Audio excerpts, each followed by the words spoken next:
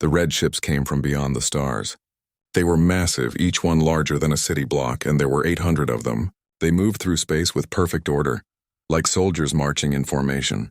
These ships belonged to the Karathian Empire, a civilization that had conquered hundreds of worlds over 300 years. Commander Vexthar stood on the bridge of his flagship. He was tall, with dark scales and sharp mandibles that clicked when he spoke. Through the wide window, he could see Earth growing larger. It was a small blue planet covered mostly with water.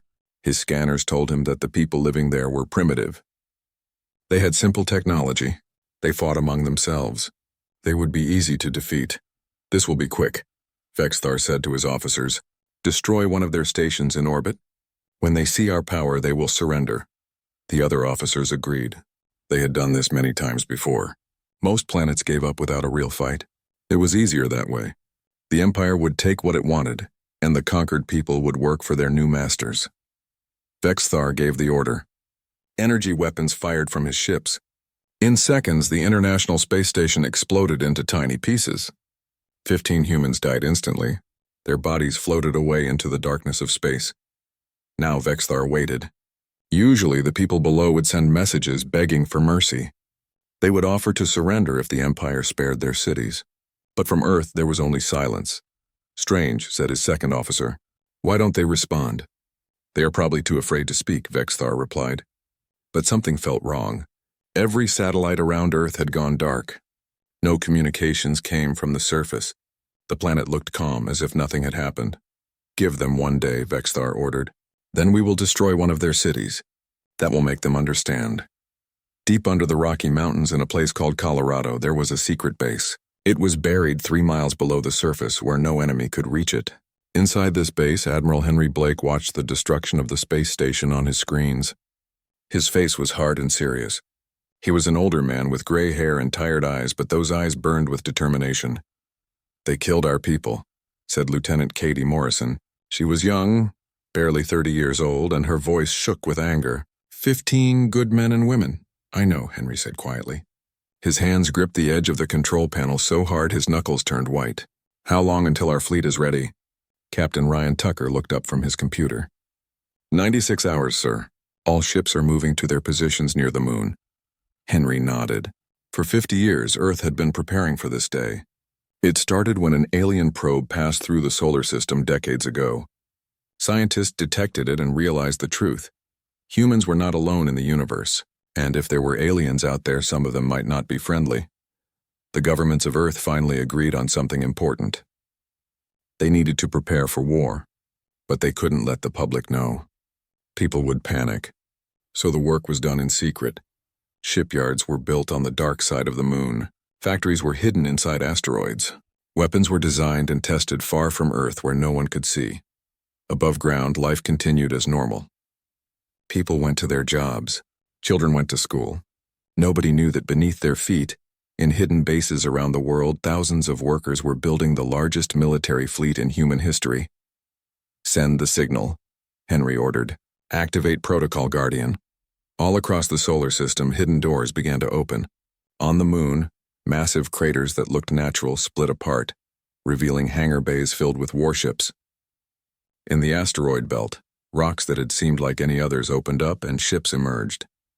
Behind Mars, near Jupiter, and even in the frozen Kuiper belt at the edge of the solar system, more ships appeared. These ships were not beautiful. They were built for one purpose: war. They were gray and angular, covered with weapons. Humans had studied every alien technology they could find. They had learned, adapted, and improved. These ships carried kinetic cannons that could fire metal rods at incredible speeds. They had nuclear missiles by the thousands. They had laser weapons that could cut through armor like it was paper. Commander Vexthar was still waiting for Earth's surrender when his sensor officer gasped. "Sir, I'm detecting energy signatures." "Multiple sources. Where?" Vexthar demanded. "Everywhere, sir." The tactical display in front of Vexthar lit up with red warning icons. 1 ship appeared, then 10, then 100, then 1,000. They kept coming. 2,000, 5,000, 10,000. "This is impossible," Vexthar whispered. His mandibles clicked rapidly, a sign of fear in his species. How could they hide so many ships? His officers had no answers. They stared at the screens in shock. The primitive humans, the ones who were supposed to be easy prey, had somehow built an enormous fleet, and that fleet was now surrounding them. 12,000 human ships took up positions around Earth. They formed a wall between the planet and the Carathian fleet. Each ship was crewed by men and women who had volunteered for this duty. They knew they might die. They knew the aliens had better technology, but they also knew they were fighting for their home. On one of these ships, the UHSF Retribution, Captain Lisa Grant sat in the command chair. She was a career military officer, someone who had trained her entire adult life for this moment. Around her, the crew worked at their stations, their faces tense but focused. "All ships, this is Fleet Command." Admiral Henry's voice came through every speaker in every ship. "The enemy destroyed our space station. They came to our home thinking we were weak. They thought we would surrender without a fight. They were wrong." Lisa felt a surge of pride. She looked at her tactical officer, Commander Jake Morrison. He was checking weapon systems, making sure everything was ready. "Today we show them what humans can do," Henry continued. "We show them that Earth will never surrender. All ships, weapons free. Engage the enemy." Lisa took a deep breath. "All batteries," she said clearly. "Open fire!" The Retribution shuddered as its main cannons fired. 60 metal rods, each one weighing tons, shot through space at tremendous speed. They crossed the distance to a Carathian destroyer in seconds. The enemy ship's shields flashed bright, trying to stop the attack. But there were too many projectiles. The shields collapsed, the rods punched through the hull, and the destroyer exploded. All around Earth, 12,000 human ships opened fire at once, the sky filled with weapons fire. Missiles streaked through the darkness. Laser beams cut through the void. Kinetic rounds slammed into enemy vessels. The Carathians tried to fight back, but they were overwhelmed. For every alien ship, there were 15 human vessels. Commander Vexthar watched his fleet die. Ships exploded one after another. His shields were failing. His hull was breached. Alarms screamed throughout his flagship. "Retreat," he shouted. "All ships jump to hyperspace. Scatter and flee." The surviving Carathian ships, less than half of what they came with, activated their faster-than-light drives. They vanished, leaving behind wreckage and bodies. In his underground command center, Henry Blake watched the enemy flee. Around him, people cheered and hugged each other. But Henry didn't celebrate. He looked at the casualty reports.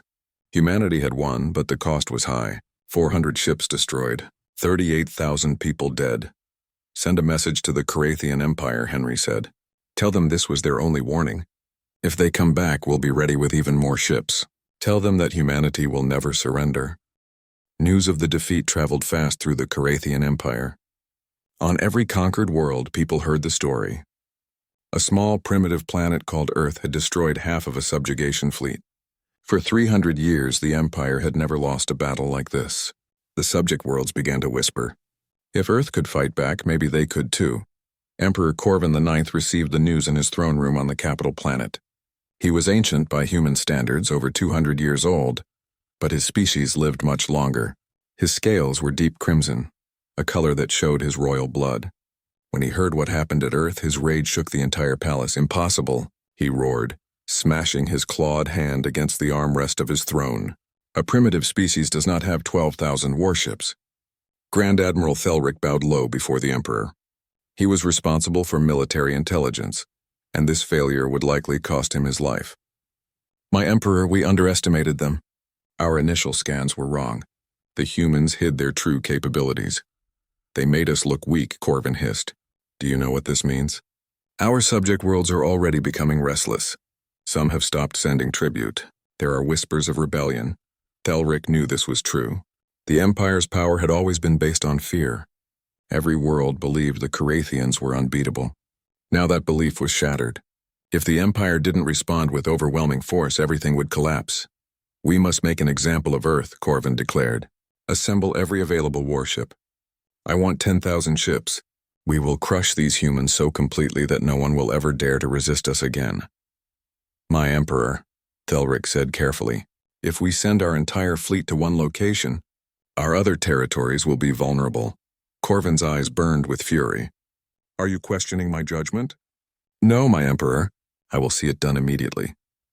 Over the next few weeks, ships from across the Empire began to gather. 5,000 warships came from the core worlds. 3,000 more were pulled from occupation forces on conquered planets. 2,000 came from vassal species who were forced to contribute. The largest fleet in Carathian history was forming, and it had one target: Earth. On Earth, the victory celebrations didn't last long. Admiral Henry Blake knew the aliens would return. The question was whether humanity could survive the second attack. The first battle had been won through surprise and numbers. Next time, the enemy would be prepared. President Claire Henderson made a decision that changed everything. She appeared on every television, every computer screen, every phone in the world. Behind her were images of the space battle, showing alien ships and Earth's hidden fleet. "My fellow citizens of Earth," she began, "for 50 years your governments have kept a secret from you. We are not alone in the universe, and some of our neighbors are hostile." The broadcast showed footage of the Carathian attack. People watched the space station explode. They saw human ships fighting back. They saw the enemy fleet retreat. The reaction was immediate and overwhelming. Some people panicked. Others became angry that the truth had been hidden. But most people felt something else: determination. "We face an existential threat," Claire continued. "The enemy we defeated will return with greater numbers. But we will not surrender. We will not become slaves. We will fight for our home, and we will win." The president's speech united humanity in a way nothing else ever had. Old conflicts seemed petty when compared to an alien invasion. Countries that had been enemies for decades started working together. Resources were pooled. Factories were converted to military production. Every person with engineering or technical knowledge was asked to help. In orbit around Earth, in hidden bases on the Moon, and in shipyards throughout the solar system, construction went into overdrive. The damaged ships from the first battle were repaired. New vessels came off assembly lines every day. Even civilian ships were modified with weapons and armor. Mining vessels became makeshift warships. Cargo haulers were fitted with missile pods. Commander Jake Morrison found himself overseeing one of these conversions. He stood in a lunar shipyard, watching workers weld missile launchers onto the hull of a ship that used to carry ore from the asteroid belt. "This ship wasn't built for combat," said Sandra Lopez, the chief engineer. She was a stocky woman with grease on her hands and doubt in her voice. "She'll probably fall apart after one battle." "Then we better make that battle count," Jake replied. "You really think we can win?" Sandra asked. Jake looked at her seriously. "I don't know, but I know we have to try. My sister lives in Chicago. My parents are in Florida. If we don't stop these aliens out here in space, they'll attack Earth directly. I'll die before I let that happen." Sandra nodded and went back to work with renewed energy. Captain Lisa Grant wasn't repairing ships. She had a different assignment: training new recruits. The UHSF Retribution was being fixed, so Lisa spent her days teaching young men and women how to fight in space. She stood before a room full of recruits. Most of them looked terrified. A few tried to appear brave. All of them were volunteers who had signed up after the president's broadcast. "Most of you have never been in combat," Lisa told them. "Some of you have never even left Earth's atmosphere. In 3 months, you'll be facing an enemy that has conquered hundreds of worlds. I won't lie to you. Many of you will die." A young man named Chris Bennett raised his hand. He looked barely old enough to join the military. "Ma'am, if we're outmatched, why fight? Why not just surrender and save lives?" Lisa had expected this question. She walked over to Chris and looked him in the eye. "Because they don't want our surrender, recruit. They want our world. They want our water, our minerals, our resources. They'll take everything and leave us with nothing. We fight because the only alternative is extinction. Do you understand?" Chris swallowed hard and nodded. "Yes, ma'am." "Good. Now let's begin your training." While humans prepared for war, Admiral Henry Blake was working on something else: alliances. Earth's victory had inspired other species who suffered under Carathian rule. Small rebellions were breaking out across the Empire's borders. Some of these rebels contacted Earth asking for help. An alien ambassador came to meet Henry in secret. The ambassador was from a world called Praxia. She looked like a large bird with colorful feathers and sharp eyes. Her name was Vela. "Your victory has given hope to many oppressed worlds," Vela said, her voice musical despite the translation device she wore. "But the Emperor will not forgive this humiliation. He's gathering the largest fleet ever assembled." "How large?" Henry asked. 10,000 ships, maybe more." Henry felt his stomach tighten. Even with all of Earth's construction efforts, They would have perhaps 15,000 ships by the time the enemy arrived. The odds would be close. Too close. Can your people help us? Henry asked. Any intelligence about their fleet movements would be valuable. We can provide intelligence, Vela agreed. But Admiral, you must understand. Even with advance warning, the numbers are overwhelming. The Carathians have superior technology. Their shields are better. Their weapons are more powerful.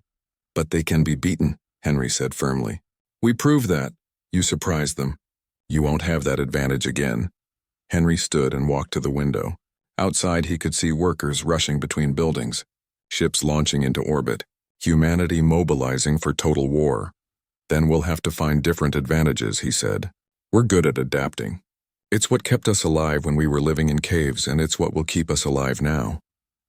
Vela studied him with her intelligent eyes. You humans are either very brave or very foolish. Probably both, Henry admitted with a slight smile. But we're also very stubborn, and we don't give up. As the weeks passed, more intelligence came from Praxia and other rebel worlds. Henry learned about the Carathian fleet's formation, their tactics, their commanders.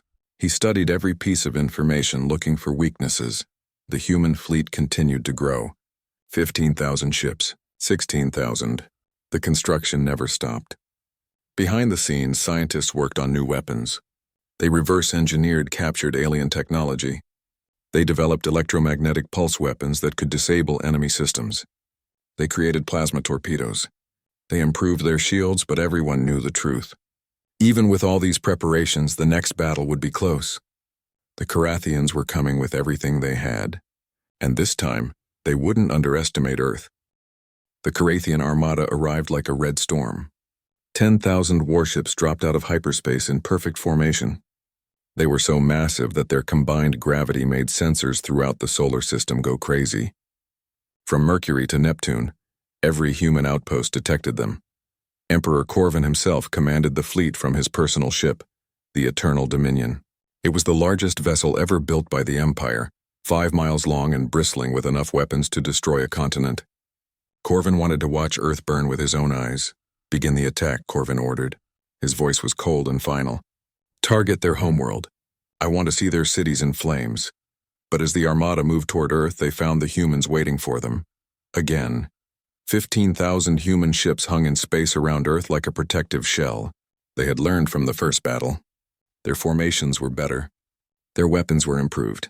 And behind them, hidden on the moon and on asteroids, were 5,000 automated defense platforms that could fire without needing crews. Admiral Henry Blake stood in his command center, now located on a massive space station orbiting Earth. He watched the enemy fleet approach and felt fear touch his heart. But he pushed it away. Fear was natural. What mattered was what you did with it. They outnumber us, said Commander Katie Morrison. She had been promoted after the first battle and now served as Henry's second in command. In ships, yes, Henry agreed, but not in determination. He opened the communication channel that connected him to every human vessel in the fleet. 15,000 ships, hundreds of thousands of people. They were all listening. This is Admiral Blake, he said. Today we face the full might of an empire that has crushed civilizations for 300 years. They think their numbers will break us. They think we'll run away in fear. He paused, letting his words sink in. But they're wrong. Behind us is our home. Behind us are our families, our friends, our future. We're not fighting for glory or conquest. We're fighting for survival. And humans, when cornered, are the most dangerous species in the galaxy. All ships engage at will. Show them what we're made of. The two fleets collided in the darkness of space. The Carathians had more ships and better technology. But humans had something else, desperation and innovation. Every human ship carried experimental weapons. Plasma torpedoes that burned hotter than stars. Electromagnetic pulse missiles that could shut down entire squadrons. Kinetic weapons that moved faster than anything the Carathians had seen before. Captain Lisa Grant commanded the Retribution again. The ship had been repaired and upgraded with new weapons. She led a strike force of 50 heavy cruisers straight into the center of the enemy formation. Target their command ships, Lisa ordered. If we can disrupt their coordination, their numbers won't matter as much. The Retribution dove through waves of enemy fire. Its armor glowed red from the heat of laser impacts. Small explosions rippled across its hull as missiles detonated against its shields. But the ship held together. "We have a firing solution on that dreadnought," said Commander Angela Pierce, Lisa's tactical officer. "All forward weapons," Lisa commanded. "Concentrate fire on that target." The Retribution and 6 other cruisers fired together. Hundreds of projectiles streaked through space. The Carathian dreadnought's shields flashed bright, trying to absorb the impacts, but there were too many. The shields collapsed. Follow-up strikes tore into the ship's hull, ripping through armor and exposing the interior to vacuum. But the dreadnought was enormous, and it survived. Its return fire was devastating. 2 human cruisers exploded instantly, their crews killed before they could react. On the Eternal Dominion, Emperor Corvin watched the battle with growing concern. The humans were fighting with insane courage. They used their ships as weapons, ramming enemy vessels when they ran out of ammunition. Some ships deliberately flew into groups of Carathian vessels and self-destructed, taking multiple enemies with them. "My Emperor, we've lost 800 ships," Grand Admiral Thelric reported. His voice was strained. "The humans are using swarm tactics. Our formation is breaking apart. Then reform it," Corvin shouted. "We have 10,000 ships." 9,000 now, my Emperor," Thelric corrected quietly. The battle raged for hours. Space became a graveyard. Broken ships drifted everywhere. Bodies floated in the void, frozen instantly by the cold. The human casualties were terrible. Nearly 5,000 ships were destroyed, but they were taking the Carathians down with them. For every human ship lost, 2 enemy ships died. Commander Jake Morrison was leading a squadron of 12 destroyers when he noticed something important. The enemy ships were trying to form a circle around Earth. If they completed that formation, they could bombard the planet from orbit. Billions of people would die. Jake opened a channel to Admiral Blake. "Sir, I can break their formation, but I'll need to take my squadron through the center of their fleet." "We won't survive." There was a long pause. Henry knew what Jake was offering. "I can't order you to do that, Commander." "You're not ordering me, sir. I'm volunteering. My whole squadron is volunteering." Henry closed his eyes for a moment. These were good people, brave people. They deserved better than to die in the cold emptiness of space, but he also knew they were right. If the enemy completed their formation, Earth was doomed. Then Godspeed. "Jake, Earth will never forget you." Jake's 12 destroyers accelerated to maximum speed and plunged into the heart of the Carathian fleet. They fired everything they had. Missiles, lasers, kinetic rounds. They created chaos and confusion, breaking the enemy's careful formation. Ships collided with each other, trying to avoid the attacking humans. Communication networks became jammed with conflicting orders. One by one, Jake's destroyers were destroyed. But they had done their job. The enemy formation was broken. Captain Lisa Grant saw the sacrifice on her tactical display. She felt anger and grief fight inside her heart. Those were good people who just died, friends and fellow officers, but they had bought time and she couldn't waste it. "All ships within range," Lisa broadcast on the command frequency. "Form up on me. We're going after their flagship." 3,000 human vessels converged on the Eternal Dominion. The massive ship fired continuously, its weapons cutting through human ships like a knife through paper. Dozens of vessels were destroyed in the first minute, but the humans kept coming, like insects swarming a giant. They surrounded the dreadnought from all sides. Each ship fired everything it had at the same target. Thousands of weapons hit the Eternal Dominion from every direction. Its shields were incredibly strong, but even they had limits. Slowly, section by section, the shields began to fail. Inside the Eternal Dominion, alarms screamed. Fires broke out on multiple decks. The ship's main engine was damaged. Life support was failing in several sections. "Evacuate the flagship," Thelric shouted at the Emperor. "My Emperor, we must retreat now." For the first time in his long life, Emperor Corvin felt real fear. He was going to lose. The impossible was happening. A primitive species was defeating the greatest empire in the galaxy. "Signal the fleet," Corvin said, his voice hollow. Full withdrawal. The surviving Carathian ships, fewer than 4,000 out of the original 10,000, activated their hyperspace drives. They vanished in flashes of twisted light, abandoning their Emperor. The Eternal Dominion was surrounded. Its shields were gone. Its weapons were destroyed. Fires burned throughout the massive ship. Corvin stood on his damaged bridge and watched human vessels close in around him. A face appeared on his view screen, an older human male with gray hair and tired eyes. Emperor Corvin, I am Admiral Henry Blake of the United Human Space Forces. You are now our prisoner. Corvin's mandibles clicked in disbelief. He had been captured, him, the Emperor. It was unthinkable. This changes nothing, Corvin said, trying to maintain his dignity. The Empire will send more fleets. They will avenge this defeat. Henry's expression was hard. Then we'll destroy those fleets too. Your empire is finished, Corvin. Every world you conquered is rising up. Your ships are scattered. Your power is broken, and you'll spend the rest of your life in a cell, thinking about how you underestimated Earth. The transmission ended. Corvin stood in the ruins of his flagship and realized the truth. His empire, built over 3 centuries, was dead.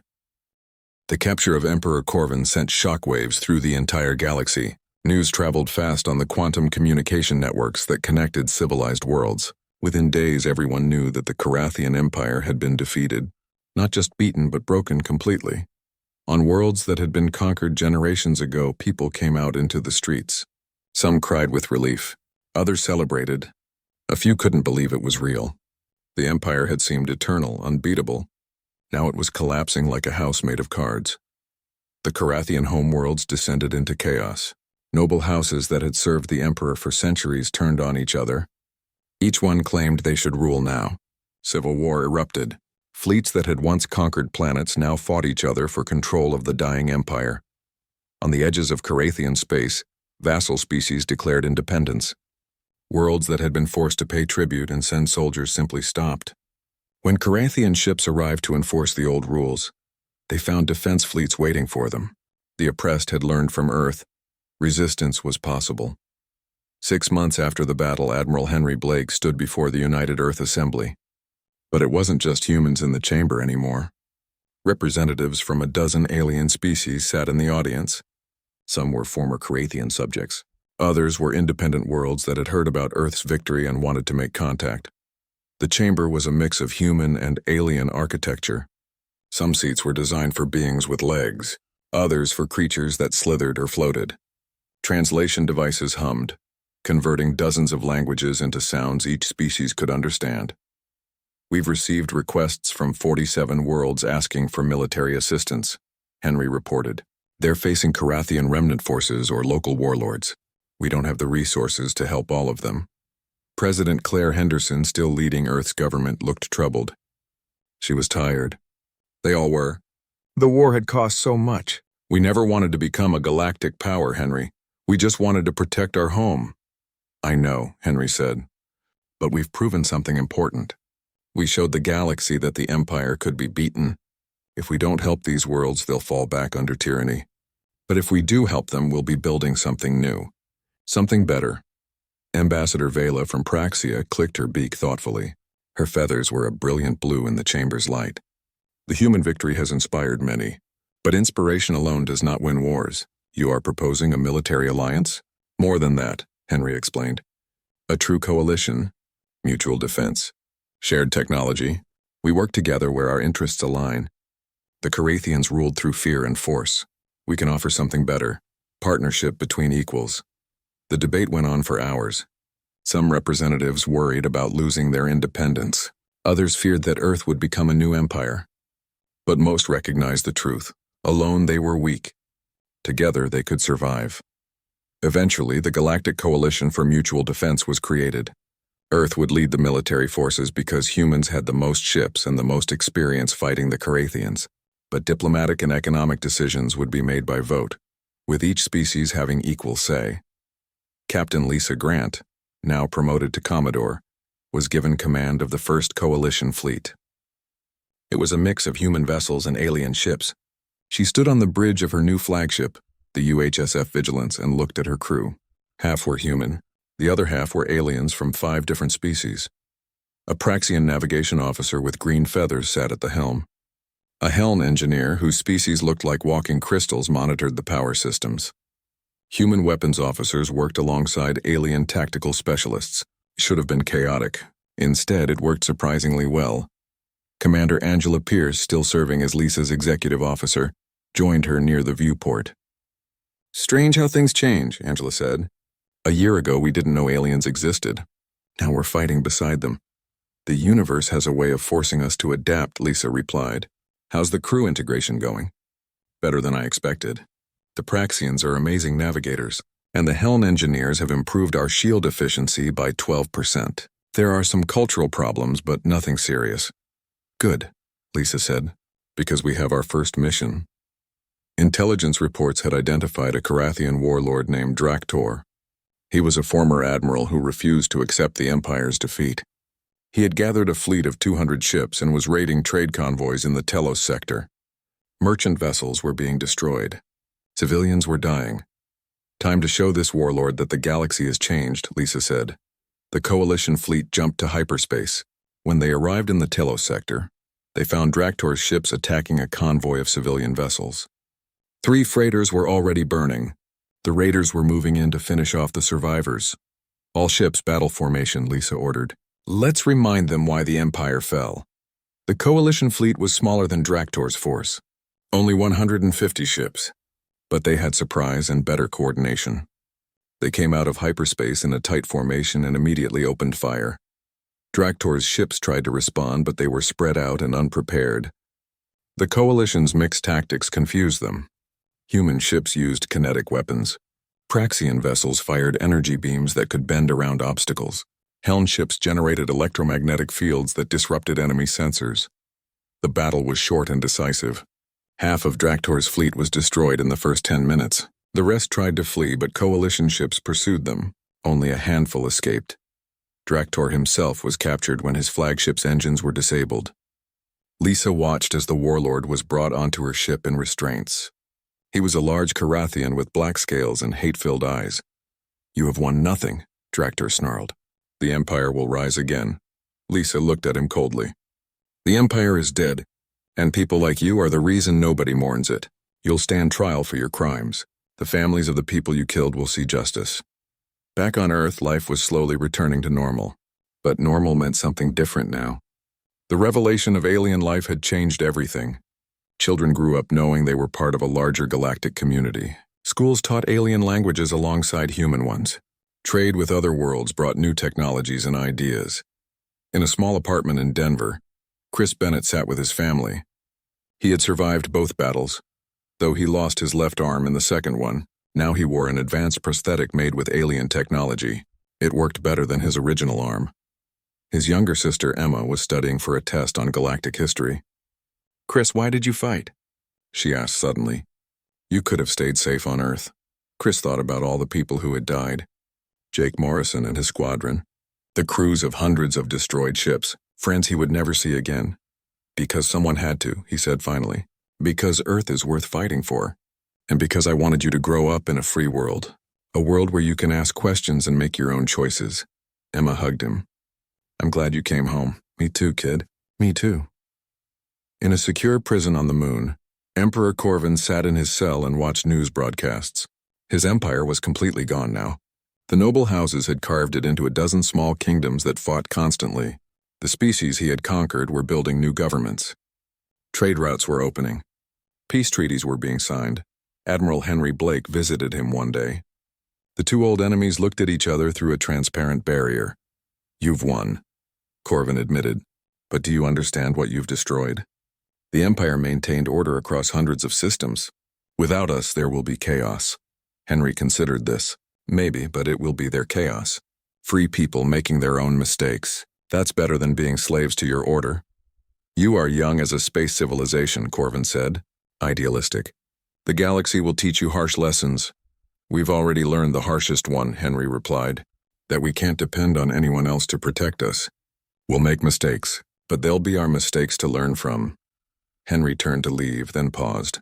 You came to Earth thinking we wouldn't fight back. That we were weak and primitive. You were wrong.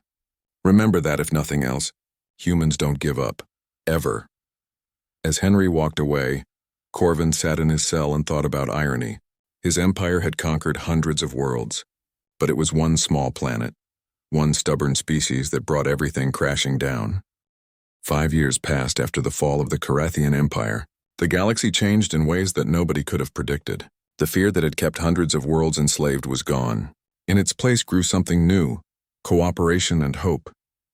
The Galactic Coalition for Mutual Defense had grown from a dozen founding members to over 200 worlds. Some were former Carathian colonies, Others were independent planets that had stayed hidden during the Empire's reign. A few were former vassal species that had been forced to serve the Empire. Now they all worked together. It wasn't always easy. Different species had different values and customs. Arguments broke out. Sometimes members disagreed strongly about policies, but they solved their problems through discussion and compromise, not through conquest and domination. It was messy and slow, but it was better than war. Trade flourished between the coalition worlds. Earth exported agricultural products that grew well in its unique environment. Other worlds shared their technologies. The Praxians had advanced medical science that could cure diseases humans had struggled with for centuries. The Helen created energy systems that were far more efficient than anything humans had designed. The Vorgans, a species that lived underwater, shared techniques for oceanic farming. Science advanced rapidly as species shared knowledge. Humans learned physics principles that had taken other civilizations centuries to discover. In return, humans shared their own innovations. It turned out that human creativity and problem-solving skills were unusual in the galaxy. Other species were often better at refinement and efficiency, but humans excelled at thinking outside traditional patterns. Wars still happened, but they were smaller now. Local disputes between neighboring systems, arguments over resources or territory. The coalition couldn't prevent every conflict, but when violence threatened to spread, coalition peacekeeping forces intervened. Usually their presence was enough to convince both sides to negotiate. Admiral Henry Blake, now retired from active military service, stood on an observation deck on Mars. Below him, ships from dozens of species came and went from orbital docks. Cargo haulers, passenger liners, military patrol vessels, scientific research ships. The sky was busy with peaceful traffic. Commander Katie Morrison, now an admiral herself, stood beside him. She had taken over many of Henry's old responsibilities. "Do you think it will last?" she asked. "The peace, I mean," Henry shrugged. His hair was completely white now and his face had more lines, but his eyes were still sharp. "Nothing lasts forever, Katie, but we've bought ourselves time. Time to build something better than what came before. And if another empire rises, another threat like the Carathians?" Henry smiled. "Then we'll do what humans do best. We'll adapt, we'll fight, we'll survive. That's what we proved 5 years ago. Not that we're the strongest or the smartest, but that we never give up." Katie nodded, then laughed softly. "You know, before first contact, people used to argue about whether aliens existed. Now my daughter is dating a Praxian boy. The universe got strange fast." "Strange but interesting," Henry agreed. On Earth, life had changed in profound ways. The revelation of alien civilizations had united humanity like nothing else in history. National borders still existed, but they seemed less important now. People thought of themselves as humans first, then as citizens of their countries. The old conflicts hadn't disappeared completely, but they had diminished. Cities had grown vertically as technology improved. Buildings reached kilometers into the sky. Transportation systems using anti-gravity technology, shared by the Helm, made travel quick and clean. Poverty hadn't been eliminated, but it had decreased significantly as trade with alien worlds brought new wealth. Education changed dramatically. Children learned about dozens of alien species, their histories and cultures. Language classes taught not just human languages, but alien ones too. Science classes covered discoveries from across the coalition. History lessons explained the rise and fall of the Carathian Empire and the birth of the coalition. Chris Bennett, the young soldier who had questioned why they fought, was teaching now. He stood in front of a classroom full of teenagers, telling them about his experiences in the war. "I was scared," Chris admitted. "Everyone was. We knew we might die, but we also knew that if we didn't fight, everyone we loved would suffer under alien rule." A student raised her hand. "Mr. Bennett, do you hate the Carathians?" Chris thought carefully about his answer. "I hate what their empire did. The conquest, the slavery, the killing. But the Carathian people themselves? No, most of them were just following orders, same as soldiers in any war. And now the young Carathians are building something new. They're learning from their empire's mistakes." It was true. On the Carathian homeworlds, a new generation had grown up knowing only the aftermath of the empire's collapse. They were ashamed of what their ancestors had done. Many young Carathians joined the coalition, working alongside the species their empire had once oppressed. It was their way of making amends. Captain Lisa Grant, now a full admiral, commanded the Coalition's largest fleet. She spent most of her time patrolling the outer regions of Coalition space, protecting against pirates and raiders. Her flagship, the UHSF Vigilance, had been upgraded several times and was now a hybrid of human and alien technologies. Her crew was incredibly diverse. Humans worked alongside Praxians, Helen, Vorgans, and even some young Carathians. There were occasional cultural misunderstandings, but they had learned to work together. One day, Lisa's sensor officer detected something unusual. A distress signal from deep space far beyond Coalition territory. The message was in an unknown language, but the tone was universal. Someone needed help. "Set course for the signal," Lisa ordered. "Maximum speed." "Ma'am, that will take us outside our jurisdiction," her first officer warned. "Then we'll be outside our jurisdiction," Lisa said firmly. "Someone's in trouble. We help." They found a damaged ship drifting in empty space. It belonged to a species the Coalition had never encountered before. The beings looked like walking plants with bark-like skin and leaves instead of hair. Their ship had been attacked by pirates. Lisa's crew rescued the survivors and repaired their vessel. The plant-like aliens were grateful but confused. They had never heard of the Coalition or Earth or the Carathian Empire. Through translation devices, their captain explained that they came from a distant region of the galaxy. They had been exploring when they encountered hostile vessels. "You saved us without asking for payment," the alien captain said, his voice rustling like wind through trees. "Why?" Lisa smiled. "Because helping people in trouble is the right thing to do. Where we come from, that's just what you do." The alien captain was impressed. He asked to visit Earth and meet the Coalition leaders. This first contact led to a new region of space opening up for exploration and trade. More species joined the Coalition. The network of peaceful cooperation continued to grow. Back in his prison cell on the moon, Emperor Corvin watched all of this happen through monitored news feeds. He was old now, even for his long-lived species. His scales had faded from crimson to dull gray. He spent his days thinking about his empire and his mistakes. Admiral Henry Blake visited him one last time before Henry's final retirement. The old admiral was using a cane now. His steps were slow, but he wanted to see Corvin one more time. "Your coalition is growing," Corvin observed. 200 worlds and more joining every year. "Yes," Henry agreed. "It's not perfect. We still have problems, but we're solving them together." "The Empire could have united the galaxy too," Corvin said bitterly. "We had the strength." "Strength through fear isn't unity," Henry replied. "It's just oppression with a fancy name. Real unity comes from cooperation, from respect, from recognizing that every species has value." Corvin was silent for a long moment. Finally, he spoke again, his voice softer. "I have had much time to think. Perhaps I was wrong.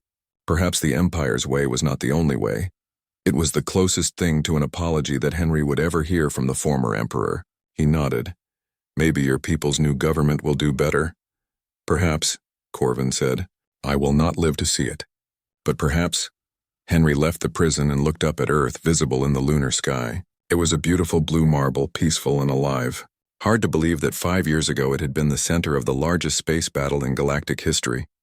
Humanity had been forced into the galactic community through violence. But they had responded by building something positive. They had turned a defensive war into a movement for freedom and cooperation. Not because humans were perfect, but because they refused to become like their enemies. The galaxy was bigger than anyone had imagined. There were threats still out there, lurking in unexplored regions. New challenges would come, but humanity and its allies would face them together. Admiral Katie Morrison sent out her patrol fleets each day, knowing they protected not just Earth but hundreds of worlds. Commodore Chris Bennett trained new recruits from a dozen species, teaching them that courage wasn't the absence of fear, but action despite it. Admiral Lisa Grant explored new regions of space, making first contact with species that had never known about the wider galaxy. And on Earth, people lived their lives. They went to work and came home to their families. They fell in love sometimes with aliens from distant worlds,